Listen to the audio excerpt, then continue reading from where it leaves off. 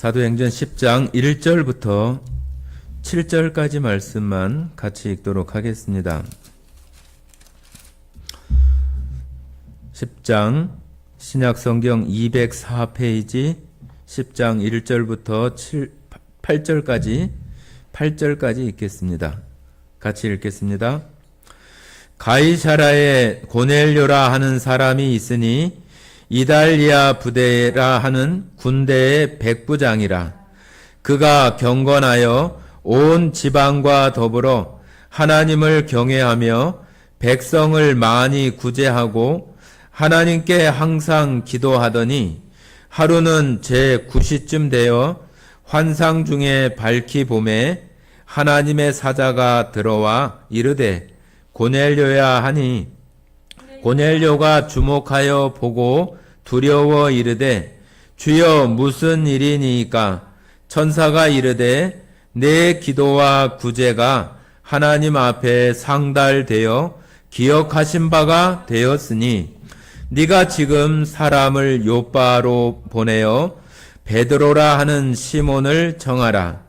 그는 무두장이 시몬의 집에 유숙하니 그 집은 해변에 있다 하더라. 마침 말하던 천사가 떠나매 고넬료가 집안 하인 둘과 부하 가운데 경건한 사람 하나를 불러 이 일을 다 이루고 요바로 보내니라.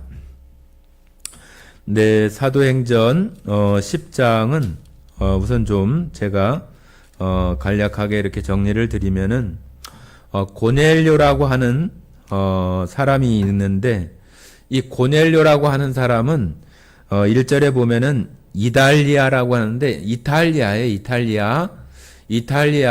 이 시대에 이렇게 부르는 그런 표현입니다. 이탈리아 그러니까 로마죠. 로마 군대의 백부장이라고 하는 사람이 백부장.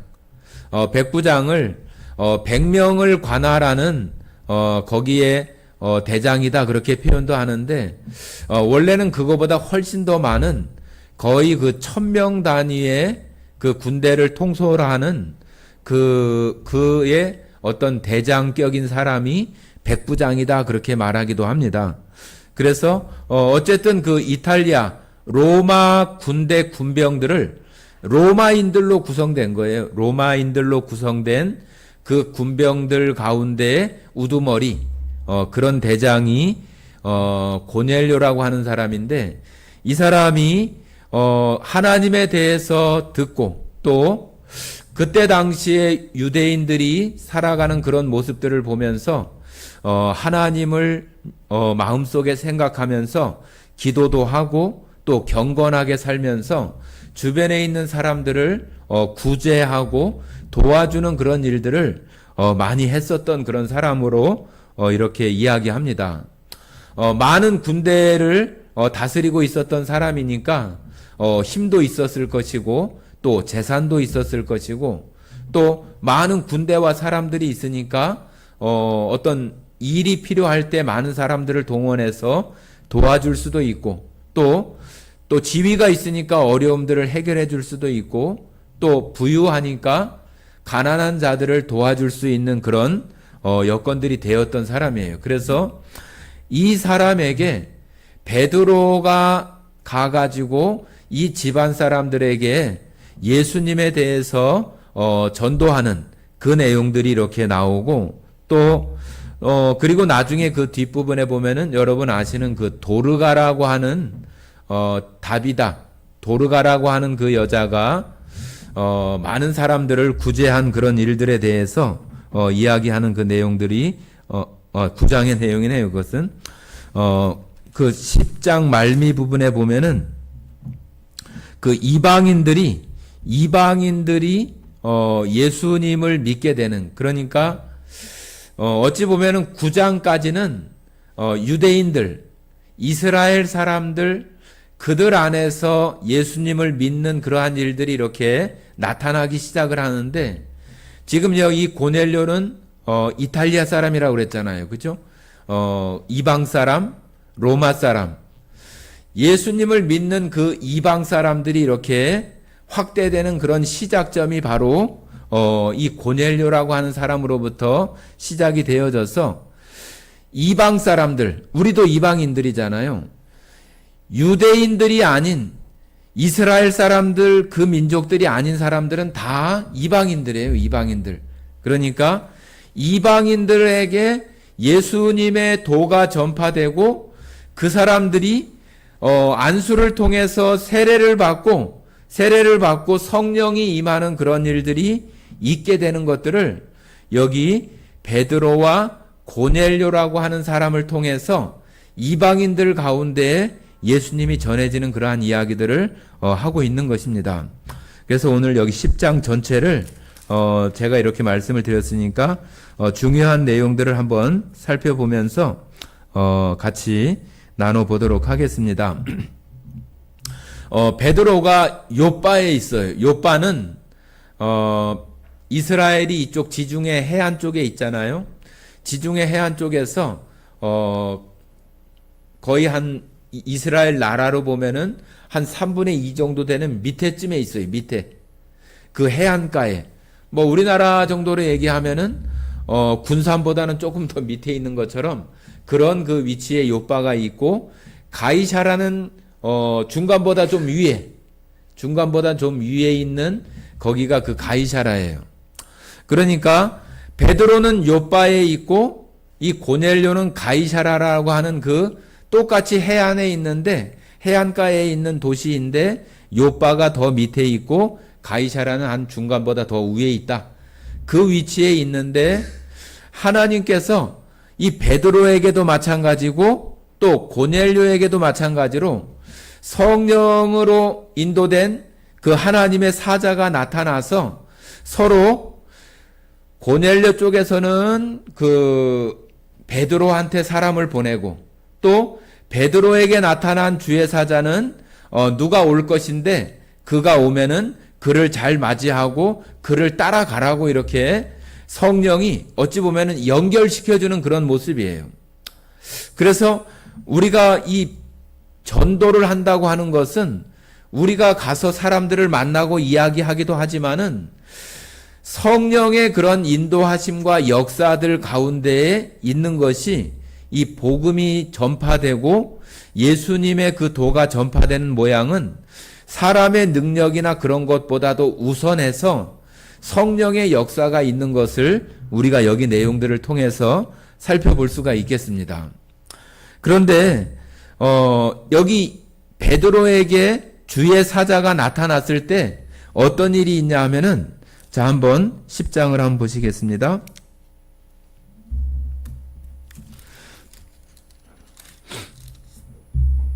17절 한번 보십니다. 17절.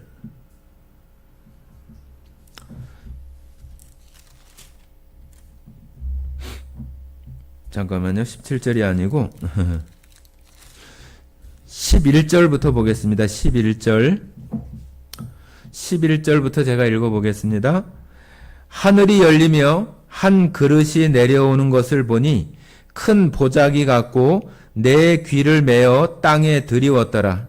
그 안에는 땅에 있는 각종 네 발 가진 짐승과 기는 것과 공중에 나는 것들이 있더라.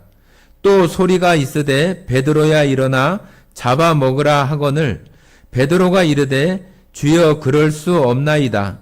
속되고 깨끗하지 아니한 것을 내가 결코 먹지 아니하였나이다 한데, 또 두 번째 소리가 있으되 하나님께서 깨끗하게 하신 것을 네가 속되다 하지 말라 하더라. 이런 일이 3번 있은 후 그 그릇이 곧 하늘로 올려져 가니라.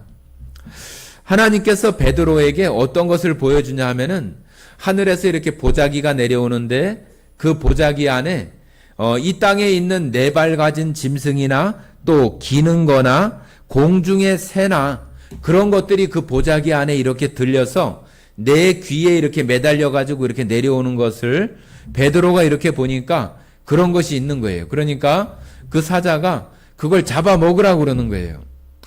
그런데 유대인들은 그 모세의 그 율법에 보면은 먹어야 되는, 먹을 수 있는 정결한 짐승이 있고 먹지 못하는 부정한 짐승이 있어요. 그런데 지금 여기 내용으로 볼 때는 지금 주의 사자가 이스라엘 민족들 모세의 율법에 부정한 짐승이라고 하는 것을 이렇게 보여준 거예요. 그러니까 베드로가 그것을 보고 나 이거 안 먹어요. 나는 이런 거 지금까지 먹지도 않았습니다.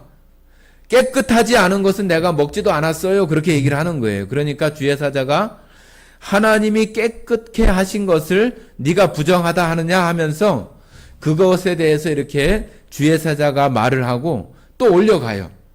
그런 일이 3번 이렇게 반복이 되는 거예요.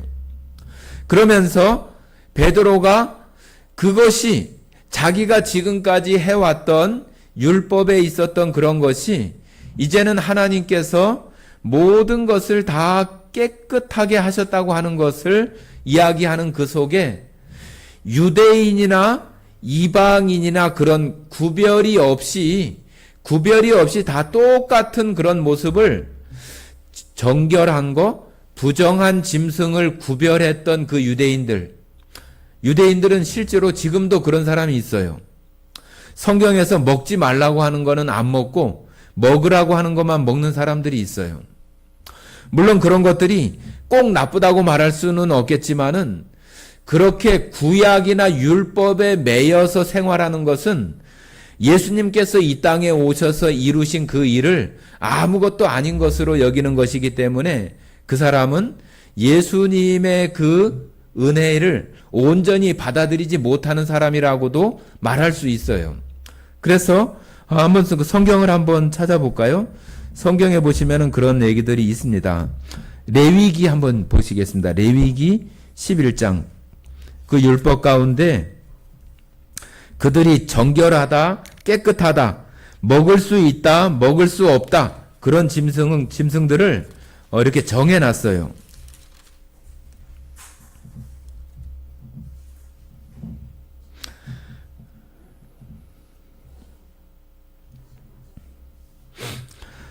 레위기 11장 1절부터 좀 읽어보겠습니다. 1절부터 같이 읽겠습니다. 여호와께서 모세와 아론에게 말씀하여 이르시되 이스라엘 자손에게 말하여 이르라. 육지의 모든 짐승 중 너희가 먹을 만한 생물은 이러하니 모든 짐승 중 굽이 갈라져 쪽발이 되고 새김질하는 것은 너희가 먹되 새김질하는 것이나 굽이 갈라진 짐승 중에도 너희가 먹지 못할 것은 이러하니 낙타는 새김질을 하되 굽이 갈라지지 아니하였으므로 너희에게 부정하고 사반도 새김질을 하되 굽이 갈라지지 아니하였으므로 너희에게 부정하고 토끼도 새금질은 하되 굽이 갈라지지 아니하였으므로 너희에게 부정하고 돼지는 굽이 갈라져 쪽발이로되 새김질을 못함으로 너희에게 부정하니 너희는 이러한 고기를 먹지 말고 그 주검도 만지지 말라. 이것들은 너희에게 부정하니라. 자, 여기 이렇게 부정한 것들에 대해서 말해놓고 그 다음엔 또 정결한 거, 먹을 수 있는 것에 대해서 물에 있는 거, 강에 있는 거, 바다에 있는 거, 또 새 중에 또 날아다니는 짐승 중에 어떤 것을 먹을 수 있고 먹을 수 없고 이렇게 구분해 놨어요. 그래서 물고기 같은 경우에는 비늘이 없는 것은 먹지 말라고 이렇게 말하고도 있고 또 지느러미와 비늘이 없는 것, 지느러미도 없고 그런 거는 또 먹지도 말라고 이렇게 되어 있어서 14절이나 그런 데 보면은 새에 대해서도 말똥가리와 말똥가리 종류와 까마귀 종류와 타조와 타우마스와 갈매기와 새매 종류와 올빼미와 가마우지와 부엉이와 흰올빼미와 사다새와 너새와 황새와 백로 종류와 오디새와 박진이라. 이런 것들은 가증한 거란 얘기죠. 가증한 거. 이렇게 유대인들 율법에는 먹어야 될 거, 먹지 말아야 될 거, 부정한 거, 정결한 거를 구별해서 이런 거는 먹어도 되고 이런 거는 먹으면 안 되고 그렇게 구별을 해놨어요. 그런 것을 지금도 그렇게 하시는 분들이 있다고 말씀드린 것처럼 그런 모습으로 살아가는 그런 유대인들 가운데 한 사람이 베드로였잖아요. 그죠? 베드로도 그렇게 살아왔다는 얘기죠. 하나님이 부정하다고 하는 거 나 지금까지 안 먹었어요.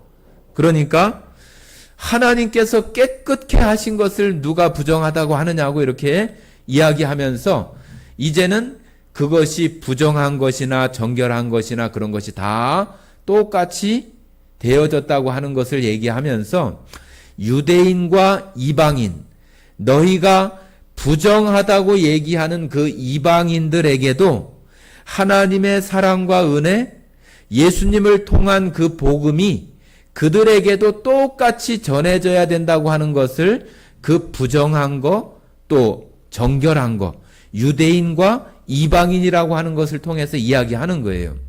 그래서 이 베드로가 생각할 때는 그들은 부정한 사람인데요. 유대인들은 우리가 성경에 보면은 이방인들을 막 개처럼, 그죠?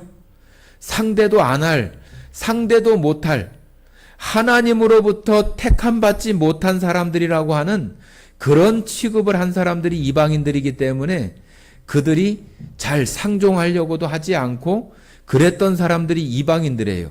마치 못 먹을 것처럼 이렇게 동물들을 바라본 것처럼 그렇게 이방인들을 생각한 거예요. 그러니까 하나님은 베드로에게 그런 것이 이렇게 율법적으로 가지고 있었던 베드로에게 이방인들에게도 똑같이 정말로 하나님의 형상으로 지음받은 똑같은 사람이 하나님의 은혜를 받을 수 있게 했다고 하는 것을 베드로에게 그와 같이 정결한 것 부정한 동물들을 통해서 이야기해 준 거죠.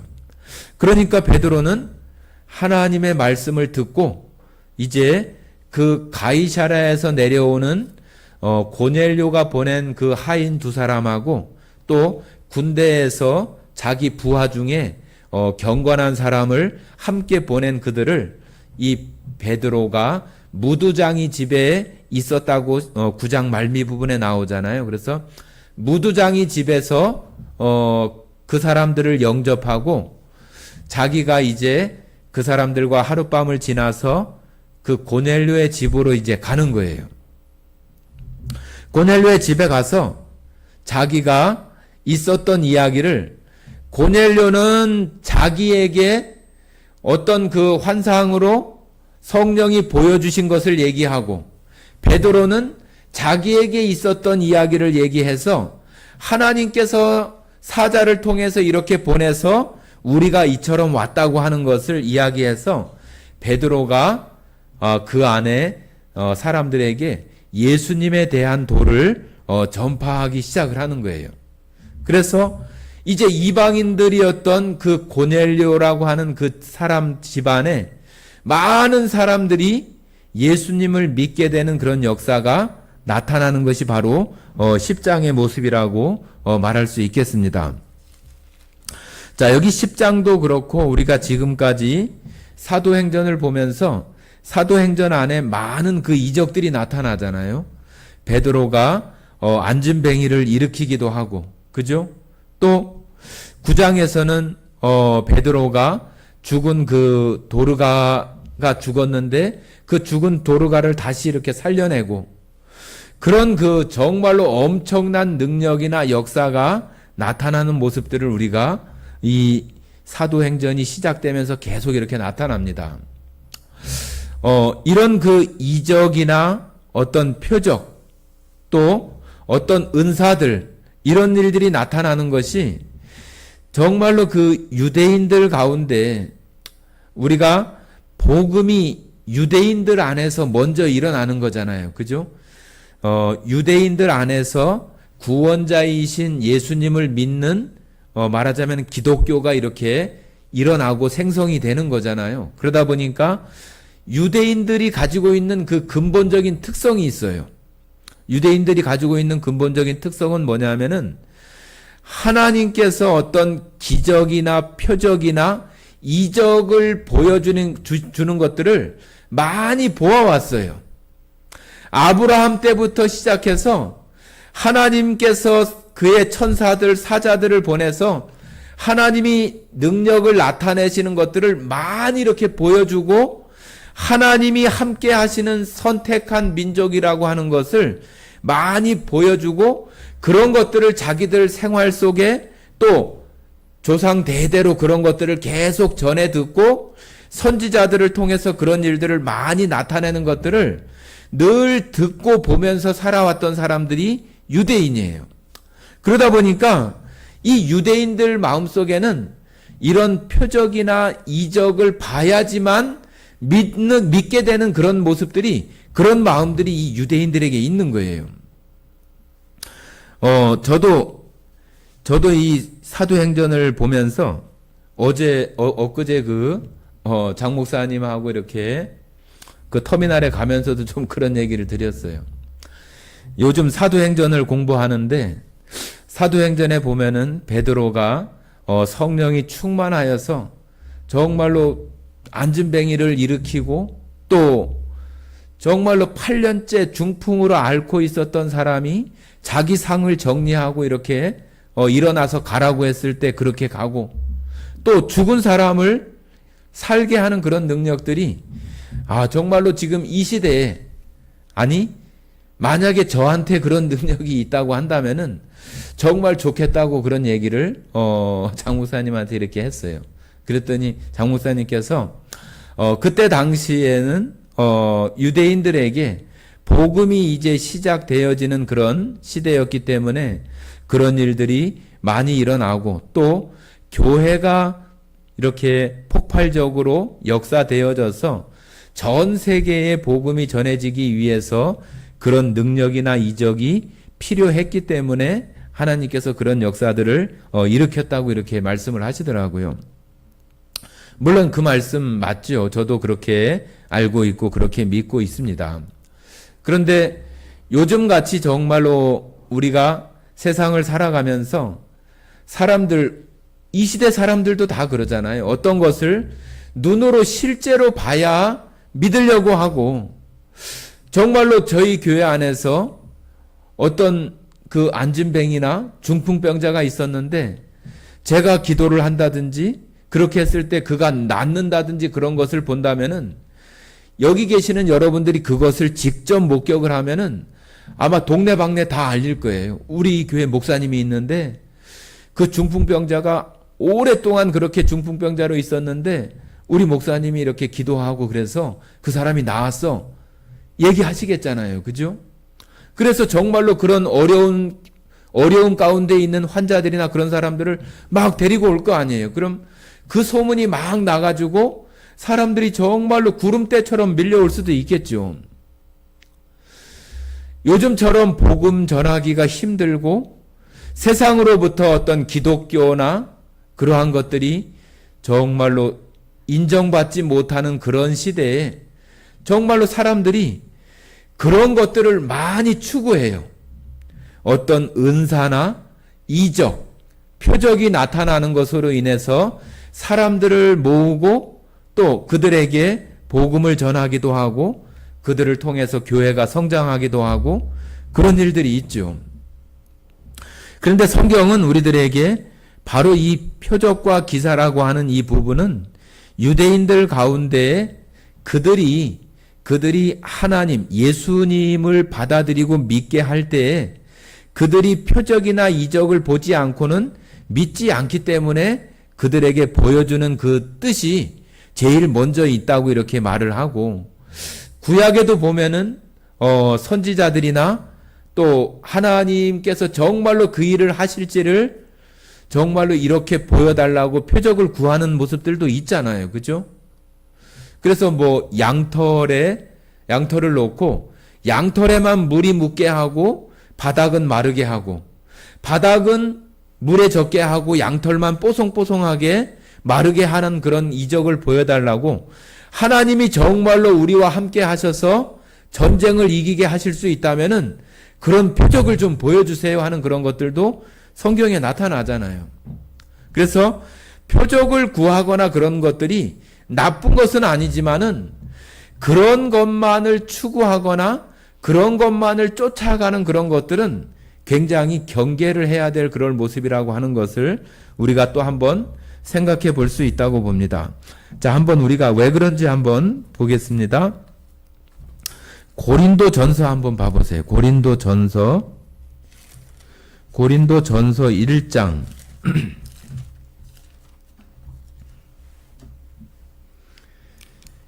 1장 22절.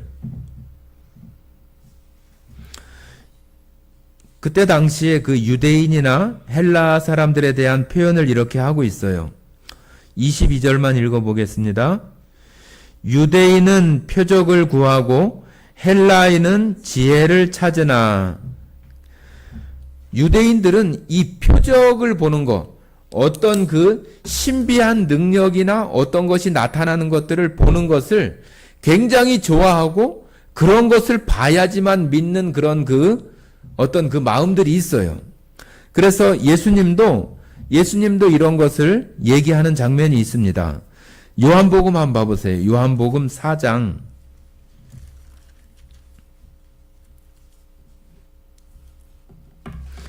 요한복음 4장 보시면은 4장 48절부터 48절만 읽겠습니다. 48절만 같이 읽겠습니다.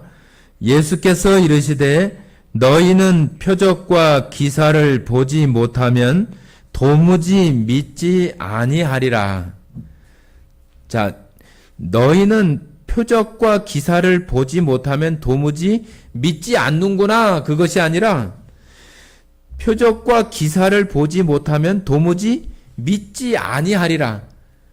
이거는 좀 현재를 지나서 앞으로의 어떤 그런 모습들 속에 어떤 그 시제까지도 좀 포함하는 그런 의미잖아요. 너희가 표적과 기사를 보지 않고는 도무지 믿지 아니하리라. 그거는 지금도 마찬가지고 앞으로도 그렇다는 얘기잖아요. 그죠? 그래서 유대인들이 가지고 있는 이런 특징들이 이렇게 있다고 하는 거예요. 그래서 예수님이 이 땅에 오시고 난 이후에는 유대인들에게 계속 말해요. 표적을 구하고 이적을 구하는 그런 사람들에게 너희가 정말로 악하다. 너희가 정말로 이 악한 세대라고 말하면서 표적 구하고 그러는 것들에 대해서 아주 책망하시는 내용들이 또 나오기도 합니다. 자, 우리 마태복음 한번 보겠습니다. 마태복음 12장.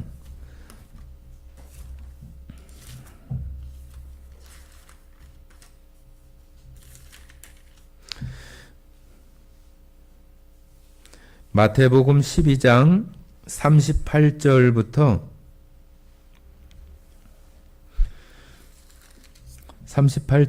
40절까지 한번 읽어보겠습니다.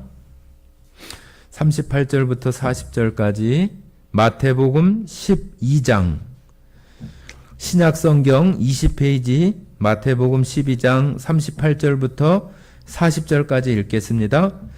그때 서기관과 바리새인 중 몇 사람이 말하되 선생님이여 우리에게 표적 보여주시기를 원하나이다. 예수께서 대답하여 이르시되 악하고 음란한 세대가 표적을 구하나 선지자 요나의 표적밖에는 보일 표적이 없느니라. 요나가 밤낮 사흘 동안 큰 물고기 뱃속에 있었던 것 같이 인자도 밤낮 사흘 동안 땅속에 있으리라. 자, 여러분, 예수님께서 이 땅에 오셔서 이적을 보여주셨어요? 안 보여주셨어요? 아주 많은 이적들을 보여주셨죠. 가나의 혼인잔치에서 또 베드로가 물고기 잡고 있을 때 무리를 거르시는 이적이나 나사로를 살리는 거, 많은 병자들을 고치는 거, 또 오병이요, 또 칠병이요, 그런 우리가 숫자를 헤아릴 수 없는 엄청난 많은 이적을 보였는데도 불구하고 그런 곳에서 하나님의 능력이나 하나님이 보낸 메시아라 그리스도라고 하는 것을 발견하지 못하고 또 계속 어떤 이적을 보여달라고 얘기를 하니 예수님께서 정말로 이런 표적 저런 표적을 보여줘도 이 악한 세대가 표적을 구하지만 너희가 아무리 보여줘도 믿지 않는다는 얘기예요. 그러면서 악한 세대라고 말하면서 정말로 표적이라고 하는 것은 요나의 표적밖에는 보여줄 것이 없다고 하면서 인자, 바로 예수님 자신을 얘기하는 거잖아요. 인자도 밤낮 3일 동안 땅 속에 이렇게 있게 될 거라고 하는 것을 예수님이 십자가에 죽으시고 3일 동안 장사되었다가 부활하셨잖아요. 요나가 물고기 뱃속에 3일 동안 이렇게 있는 것이 마치 예수님이 그 무덤에서 3일 동안 있었던 것과 같은 그것이 바로 표적이다 얘기하면서 그렇게 얘기하는 거예요. 그러니까 유대인들은 계속 표적 나타내고 어떤 이적이 나타나고 그런 것들을 얘기하는데 예수님은 유대인들에게 계속 뭐라고 얘기해요? 너희는 정말로 천기는 분별할 줄 알면서 시대의 표적은 분별하지 못한다고 하고 그들이 표적 구하는 데만 그 온통 생각이 몰두되어져서 전혀 예수님을 보는 그 눈은 다 가려졌잖아요. 그죠? 요즘 이 시대에도 저도 좀 답답하니까 그런 마음이 들기도 하는 그런 마음인데 사람들이 어떤 그런 이적들을 행하고 그런 일들 뭐 방언을 한다든지 뭘 한다든지 그런 걸 하면은 좀 저 스스로 생각할 때는 나는 왜 저런 거를 못하고 그러지? 저런 거를 좀 해야 되는 건가? 저런 것을 할 수 있도록 구해야 되는 건가? 막 그런 생각이 좀 들기도 막 이렇게 해요. 그런데 결국은 아무리 표적을 보고 이적을 본다고 해도 그것으로 구원을 받거나 그것으로 우리의 죄를 용서받을 수 있는 그런 것은 전혀 아니에요. 그것은 우리가 살아가는 동안에 질병이나 그런 것을 낫게 할 수는 있지만은 그 사람이 죄사함을 받고 구원받을 수 있는 것은 다시 살아있는 말씀으로 와서 그 말씀을 통해서 그 마음속에 자기가 죄인이라고 하는 것을 알고 그 마음속에 진심으로 회개하지 않고 예수님이 정말로 필요하고 예수님이 정말로 내가 이 죄를 해결하고 하나님의 나라 그 천국을 갈 수 있게 하기 위해서는 예수님이 반드시 필요하다고 하는 그 절실한 마음의 회개와 구하는 마음이 있지 않으면은 구원받을 수 없는 거예요. 아무리 이적을 많이 본다고 해도 야, 이 사람 막 금방 쩔뚝쩔뚝하고 왔는데 금방 나았어. 허리가 많이 아프다고 하는데 우리 성원 형제님처럼 어떻게 기도를 했는데 금방 나았어. 물론 좋지요. 그러나 그가 하나님의 백성이 되고 구원받을 수 있는 그러한 길들은 그가 다리 저는 것이 회복되고 허리 안 아픈 것이 안 아프게 된다고 해서 그가 하나님의 백성이 되고 그러는 것이 전혀 아니더라고 하는 거죠. 그래서 예수님은 계속 그런 사람들에게 요나의 표적밖에는 보여줄 표적이 없다고 하면서 결국은 예수님의 그 십자가의 죽으심과 부활을 통해서 우리가 구원받는 사람이 되고 복된 사람이 될 수 있는 것이지 어떤 이적이나 표적을 통해서 우리가 복된 사람 또 구원받을 수 있는 그런 사람이 되는 것은 결코 아니라고 하는 거죠.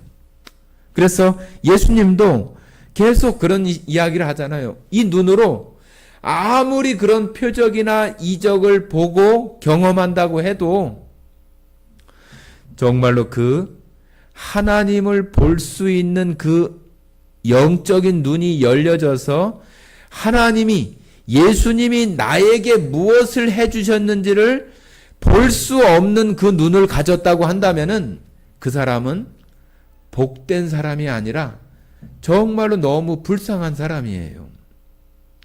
그래서 예수님은 그런 사람들에게 정말로 볼 수 있는 눈이 복되다. 그죠? 그런 말씀을 많이 하잖아요.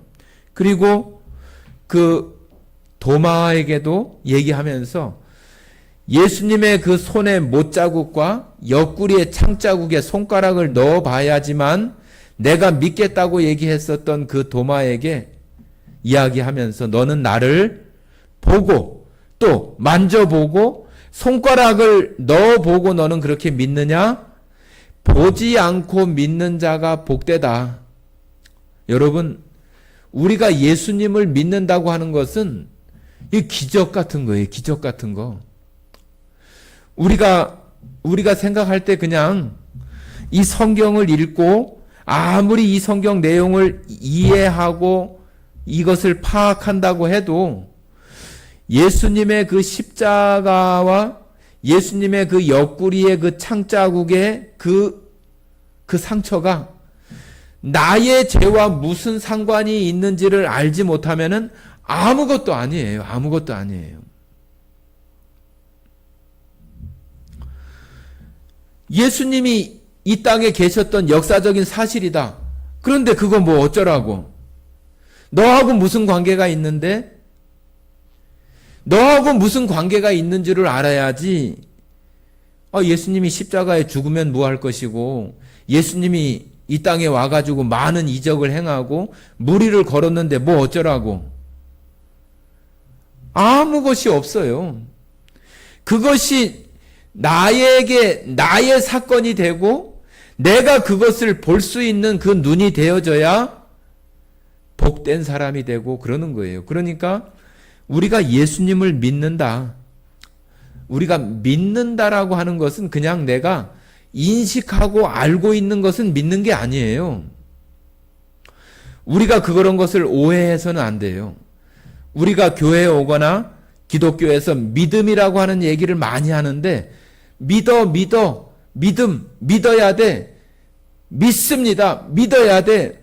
믿음을 강조하지만은 그것이 그냥 우리 생각이나 어떤 관념적인 어떤 그런 것으로 머무르면은 아무 소용이 없어요. 믿음은 움직이는 거예요.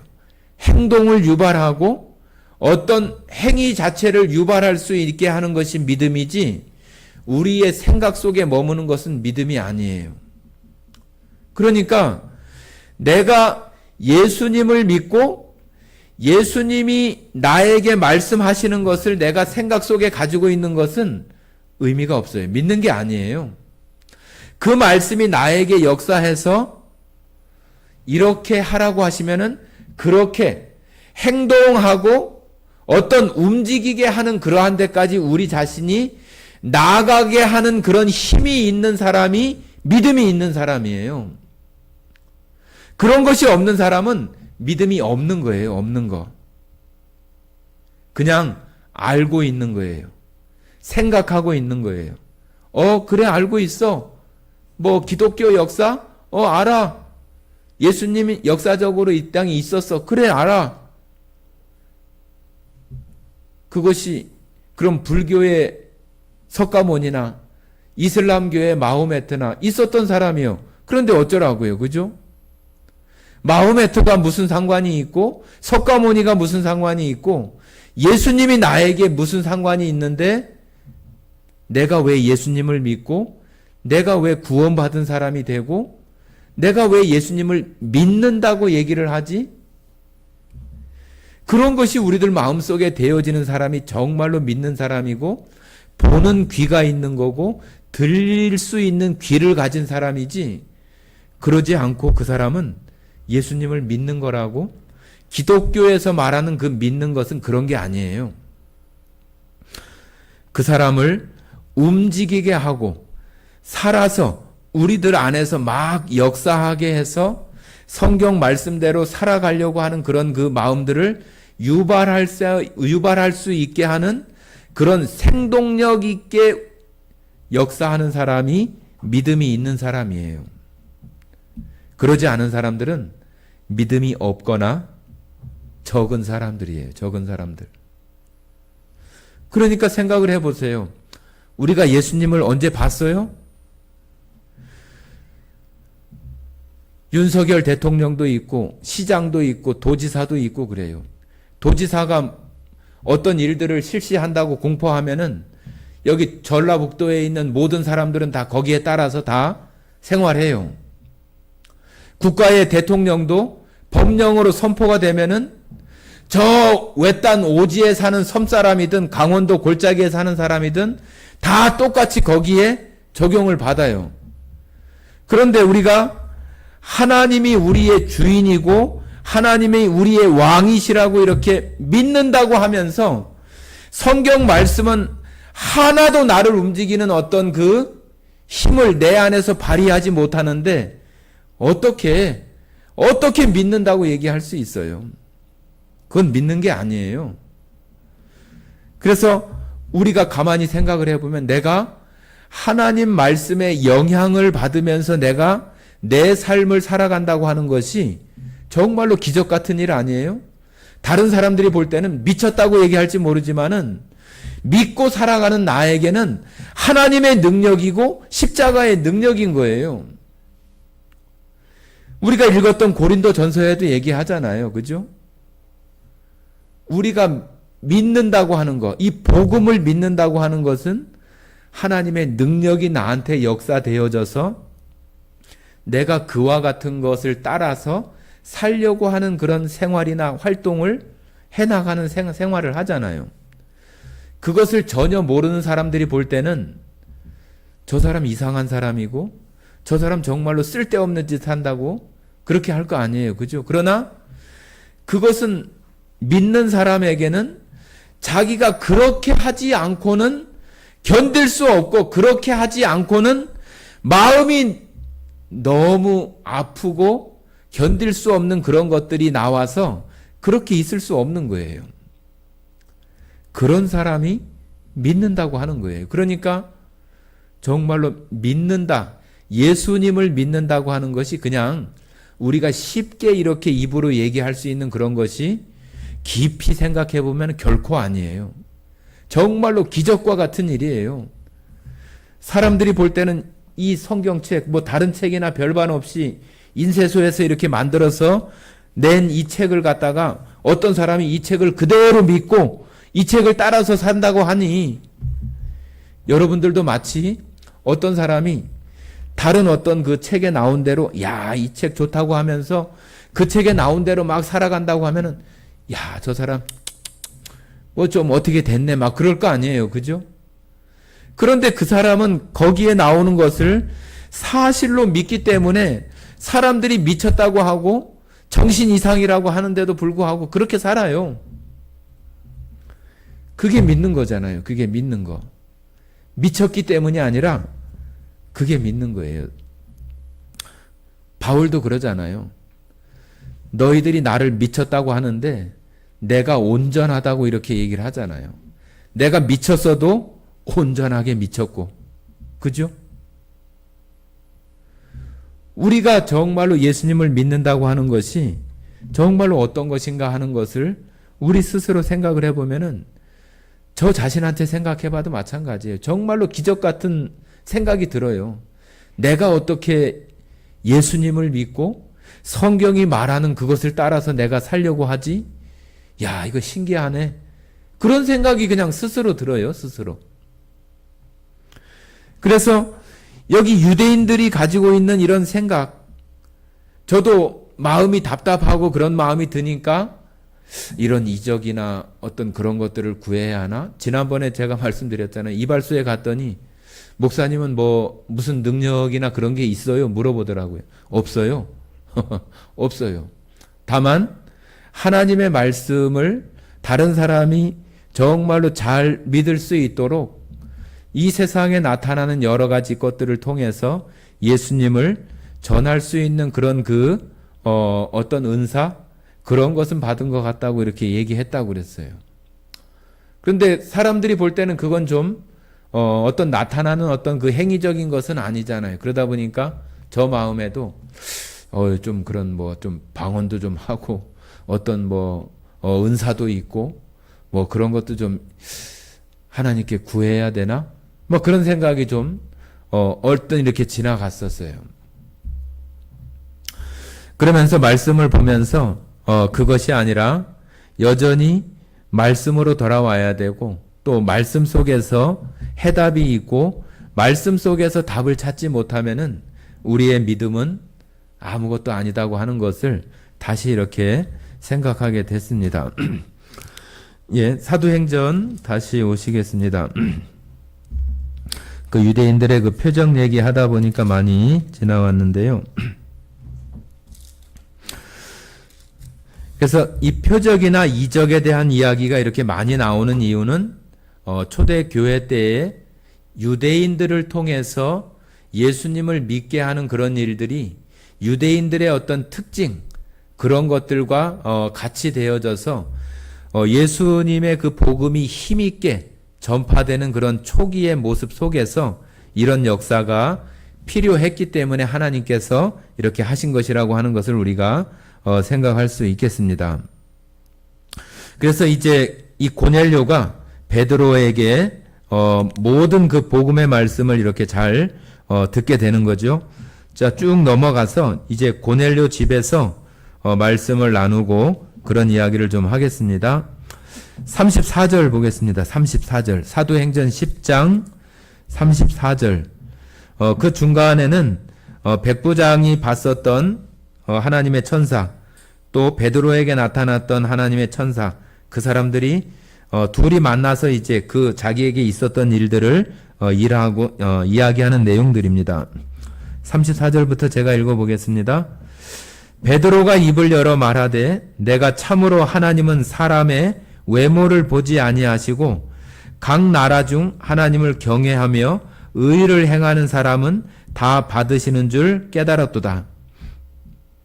자, 여기 이제 그 고넬료라고 하는 사람이 구제도 많이 하고 또 경건하고 하나님께 기도도 한다고 하는 그런 표현을 여기 베드로는 각 나라 중에 하나님을 경외하며 의를 행하는 사람은 하나님이 다 받으시는 줄을 깨달았다고 하는 것은 그런 마음이 하나님의 말씀을 받을 수 있는 그런 마음의 어떤 그 태도, 상태가 되어진 거란 얘기죠. 그죠? 하나님의 말씀을 받을 수 있는, 하나님께서 은혜를 베풀어서 그가 구원받고 하나님의 나라 천국에 갈 수 있는 그런 그 말씀을 받아들일 수 있는 그런 사람이 유대인뿐만 아니라 이방인들에게도 그런 사람들에게 하나님의 은혜가 베풀어진다고 하는 것을 이제 이 고넬료를 통해서 이와 같이 말씀을 한 것입니다. 36절, 만유의 주 되신 예수 그리스도로 말미암아 화평의 복음을 전하사 이스라엘 자손에게 보내신 말씀 곧 요한이 그 세례를 반포한 후에 갈릴리에서 시작하여 온 유대에 두루 전파된 그것을 너희도 알거니와 하나님이 나사렛 예수에게 성령과 능력을 기름 붓듯 하셨음에 그가 두루 다니시며 선한 일을 행하시고 마귀에게 눌린 모든 사람을 고치셨으니 이는 하나님이 함께 하셨음이라. 우리는 유대인의 땅과 예루살렘에서 그가 행하신 모든 일의 증인이라. 그를 그들이 나무에 달아 죽였으나 하나님이 사흘 만에 다시 살리사 나타내시되 모든 백성에게 하신 것이 아니요 오직 미리 택하신 증인 곧 죽은 자 가운데서 부활하신 후 그를 모시고 음식을 먹은 우리에게 하신 것이라. 우리에게 명하사 백성에게 전도하되 하나님이 살아있는 자와 죽은 자의 재판장으로 정하신 자가 곧 이 사람인 것을 증언하게 하셨고 그에 대하여 모든 선지자도 증언하되 그를 믿는 사람들이 다 그의 이름을 힘입어 죄 사함을 받는다 하였느니라. 자, 여기 베드로도 어떤 이적을 보고 믿으라고 얘기하지 않잖아요. 그죠? 예수님이 이 땅에 오신 그 일부터 너희가 얼마 전에 있었던, 몇 년 전에 있었던 그 젊은 청년 예수가 십자가에 못 박히신 그가 바로 하나님께서 우리를 구원하시기 위해서 보내신 기름 부음 받은 자라고 하는 것을 얘기하잖아요. 그죠? 얘기해서 이 고넬료의 식구들이 그것을 받아들여서 43절 마지막 부분에 있는 것처럼 그를 믿는 사람들이 다 그의 이름을 힘입어 죄사함을 받는다 하였느니라. 베드로가 이 말을 할 때에 성령이 말씀 듣는 모든 사람에게 내려오시니 베드로와 함께 온 할례 받은 신자들이 이방인들에게도 성령 주어주심으로 말미암아 놀라니 이는 방언을 말하며 하나님 높임을 들음이로라. 이에 베드로가 이르되 이 사람들이 우리와 같이 성령을 받았으니 누가 능히 물로 세례 베품을 금하리요 하고 명하여 예수 그리스도의 이름으로 세례를 베풀라 하니라. 그들이 베드로에게 며칠 더 머물기를 청하니라. 자, 이 고넬료의 집에 있는 사람들이 고넬료를 따라서 그 식구들이 다 예수님을 받아들이고 그 이름으로 힘입어 죄사함을 받게 되고 또 성령이 그들에게 임해서 그들이 침례, 세례를 받게 되는 그런 내용까지 이렇게 나오게 돼요. 이런 모습이 지금 우리가 하나님의 말씀을 통해서 우리가 죄사함을 받는 것과 똑같잖아요. 그죠? 똑같이 우리가 죄사함 받을 때에 성령이 우리들에게 임하고 우리가 이제는 하나님을 우리 안에 내주하게 하시고 우리 안에 있게 하시면서 우리가 이 땅에 살아가며 내가 하나님의 백성이라고 하는 것을 성령이 말하게 하심을 따라서 증거하고 또 예수님은 그리스도이시라고 사람들에게 말하는 거잖아요. 그것이 똑같이 베드로가 예수님과 함께 따라다니면서 모든 것을 보고 십자가에 돌아가시는 것도 보고 그런 것이 자기들에게 먼저 나타나서 자기들이 증인이 돼서 베드로가 고넬료에게 말하고 또 고넬료는 또 누군가에게 말하고 전달되어진 것처럼 우리에게 똑같이 이 살아있는 이 성경 하나님의 말씀을 통해서 우리 가운데 전달되어져서 이제는 유대인이나 이방인이나 구분 없이 모든 세상 사람들이 저 십자가에 달리신 2000년 전에 그 예수님을 바라보고 그 예수님이 십자가에 달리신 그 이유와 그것이 지금 그것을 바라보는 그 말씀을 듣는 나에게 무슨 상관이 있어서 그것이 관계가 형성이 되고 맺어지는 그 사람이 죄사함을 받고 하나님의 백성이 되고 더 직접적으로는 천국에 갈 수 있는 그런 사람이 된다고 하는 것을 지금 베드로를 통해서 이방인 가운데 역사하는 고넬료라고 하는 가정 가운데 예수님의 복음이 들어와서 모두가 침례를 받고 죄사함을 받는 그 이야기를 이렇게 하는 거예요. 이제 정말로 유대와 사마리아와 땅끝까지 예루살렘과 유대와 사마리아와 땅끝까지 이르러 복음이 증거되는 이방인들 가운데 이제 전파되기 시작하는 그런 모습을 베드로도 이방인들에게 복음을 전하는 것이 합당하다 하고 그 정결한 짐승과 부정한 짐승을 보여주면서 유대인과 이방인이 구분이 없다. 모두가 다 예수님을 통해서 죄사함을 받게 되어진다고 하는 것이 바로 우리들에게 전해진 복음입니다.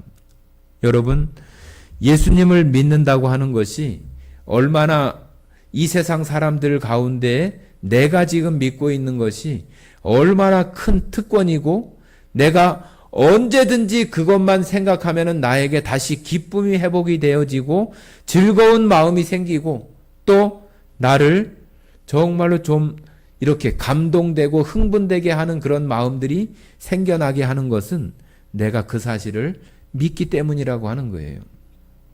여러분 마음속에도 이 복음이 여러분 마음속에 정말로 막 크게 역사해서 화산이 막 폭발하는 것처럼 우리 안에 막 뜨겁게 나를 막 감동시키고 나를 막 흥분시키고 예수 믿는 것이 이렇게 기쁘고 즐거운 일이고 정말로 내가 이 세상 가운데 조금 힘들고 또 질병 가운데 있다 할지라도 저 하나님의 나라에서 영원히 주님과 함께 할 수 있는 그 확실한 소망이 내 가운데 믿음으로 있는 자들에게는 정말로 하나님께서 우리에게 네가 복이 있다.